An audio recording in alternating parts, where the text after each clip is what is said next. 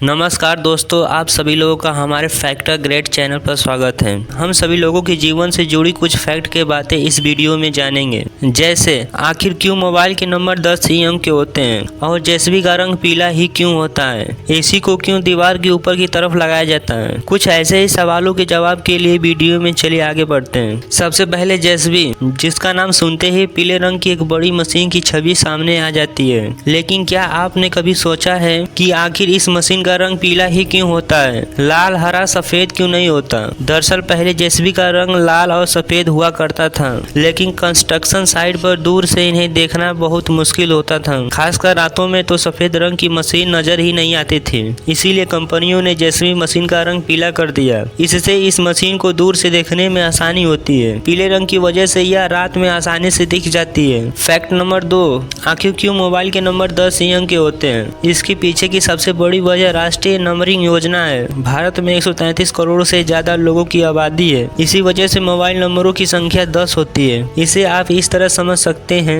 मान लीजिए अगर मोबाइल नंबर 2 डिजिट का होता ऐसे तो उसे केवल 100 लोगों तक ही वितरित किया जा सकता था। करोड़ों लोगों को ध्यान में रखते हुए मोबाइल नंबर की संख्या 10 रखी गई। फैक्ट नंबर 3, क्या आप जानते हैं कि एसी को क्यों दीवार के ऊपर की तरफ लगाया जाता है। अक्सर जब हम अपने घरों में एसी लगवाते हैं उस दौरान एसी को दीवार की ऊपर की तरफ लगाया जाता है। क्या कभी आपने इस बारे में विचार किया है, आखिर क्यों एसी को दीवार के ऊपर की तरफ क्यों लगाया जाता है। एसी को दीवार के ऊपर की तरफ उसकी कूलिंग को ध्यान में रख कर लगाया जाता है। एसी से जो ठंडी हवा निकलती है वह नीचे की तरफ जाती है। इसी चीज को ध्यान में रखकर एसी को दीवार के ऊपर की तरफ इंस्टॉल किया जाता है। फैक्ट नंबर 4, सूर्योदय और सूर्यास्त के समय आसमान क्यों हो जाता है हरा।